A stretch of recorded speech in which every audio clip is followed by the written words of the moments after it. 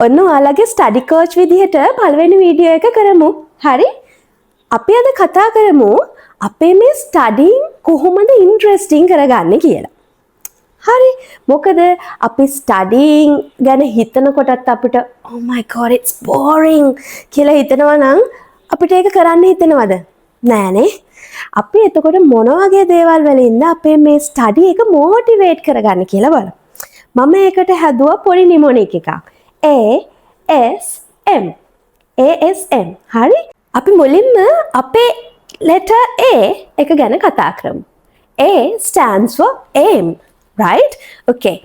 A අපි ගමු අපේ aim එක විදිහට. හරිද? එතකොට අපේ aim එකක් තියාගන්න ඕනේ මොකටද? එතකොට අපි අපිට aim එකක් නැත්තම් දෙයක් කරද්දී අපිට ඒක කරන්න motivate වෙන්නේ නැහැ නේ. අපිට ඒක කරන්න ලොකුවට හිතෙන්නේ නැහැ. එතකොට අපි චූටි කාලේ ඉඳලා අපි ස්ටඩි කරනකොට අපේ aim එකක් තියෙන්න ඕනේද? හරි. අපි ඇත්තටම අර පොතක් අරගෙන පාඩම් කරනවා කියන දේ අපිට ඇඟට ඔළුවට දාගන්න ඕනේ නම් අපිට aim එකක් තියෙන එක හොඳයි. එතකොට අපි චූටි කාලේ අපි කියමුකෝ අපි grade 5 6 වගේ කාලේ ඇත්තටම අපි ලොකු ටාගට්ස් ලොකු aims නෑනේ නේද? එතකොට අපිට චූටි aims තියාගන්න පුළුවන්. අපි මේ පාර term test එකට ස්ටඩි කරලා අපේ මාක්ස් වැඩි කර ගන්නවා. ඊට පස්සේ සමහර අම්මිලා කරන ටෙක්නික් එකක් තමයි චූටි ගිෆ්ට්ස් දෙනවා. ඒ කාලේ අපේ තාත්තත් මට ඒ වගේ චූටි ගිෆ්ට්ස් දුන්නා. එතකොට මම තව ආසයි වැඩිපුර ස්ටඩි කරලා වැඩිපුර මාක්ස් ගන්න. එතකොට මේ වගේ චූටි ටාගට්ස් තියන්න පුළුවන්. එතකොට O level කරනකොට A level කරනකොට ඔයාලට ලොකු ටාගට්ස් තියාගන්න පුළුවන්. Always aim high. අපි හොඳ aim එකක් තියාගත්තාම අපිට ලේසියෙන් අපිට ඒ aim එකට යන්න පුළුවන්.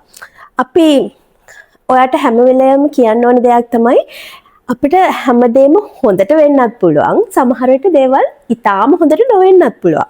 හැබැයි අපි මතක තියාගන්න ඕනේ දේ තමයි අපිට හොඳ දේවල් නැති වුණත් ඔයාට හොඳම දේ හැම වෙලාවෙම හම්බ වෙයි.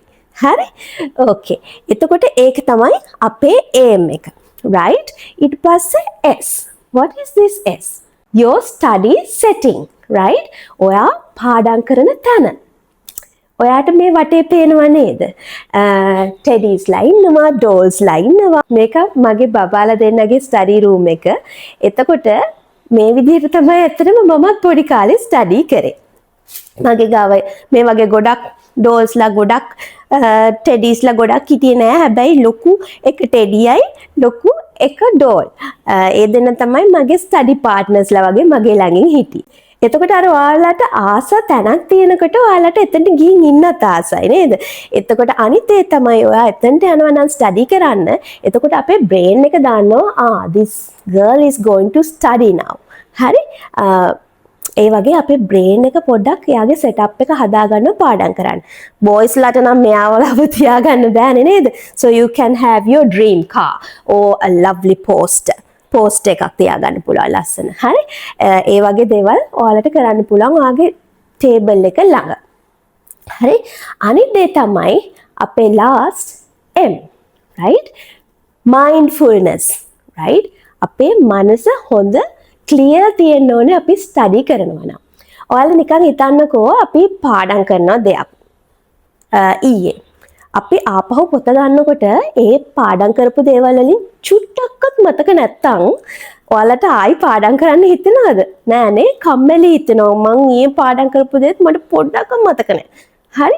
ඔයාලට මතක හිටින්නේ නැති මේන් හේතුව තමයි ප්‍රධාන හේතුවක් තමයි ඔයාලා මේ පාඩම් කරන වෙලාවට ඔයාගේ attention තියාගන්න නැති එක. ඔයාගේ attention නැති වෙන එක හේතුවක් තමයි ඔයාගේ අර මනස ටිකක් ව්‍යාකූලයි, සංකීර්ණයි. ඔයාගේ mindfulness එක චුට්ටක් අඩු වෙලා තියෙන්න පුළුවන්. හරි? එතකොට අපි ඔයාලගේ mindfulness හදාගන්න එක ගොඩක් හොඳයි.